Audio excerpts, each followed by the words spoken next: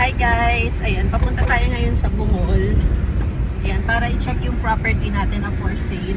So, from bayan ng Pinamalayan, nasa 15 to 20 minutes away lang. So, very accessible siya kasi along lang siya ng Ipo. So, i-check natin, papakita namin sa inyo kung saan mismo yung pinaka-location and kung gaano ka-accessible yung area. So, itong property na to is good for investment.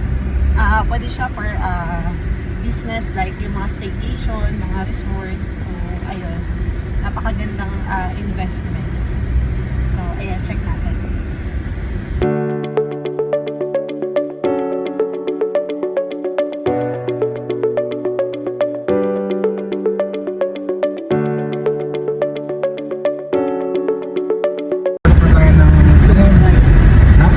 Lumang Bayan. Lumang Bayan. Ayan. So, ayan. Yung main road.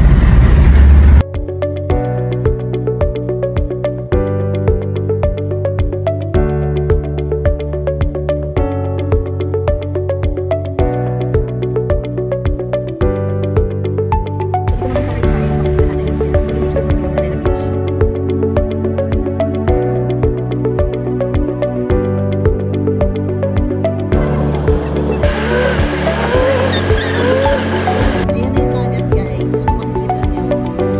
Meters away lang.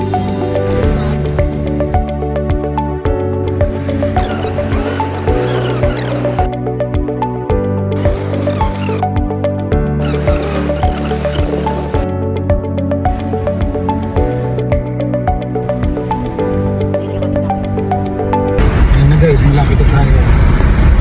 2 to 3 minutes away. So, yun nga, from Bayan, 10 to 15 minutes away lang siya guys. Mabagal pa yung ano natin, patakbo. Takbo ko ng 40 lang.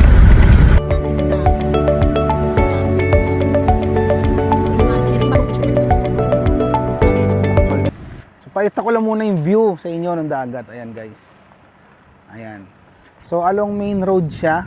Ayan, 10 to 12 minutes away from Bayan. Ayan. So, cemented road naman, maganda ang kalsada. So, okay naman ang biyahe. Ito tayo ngayon sa mismong property. Ayan, along main road siya. Kasama ko si tatay. Ayan.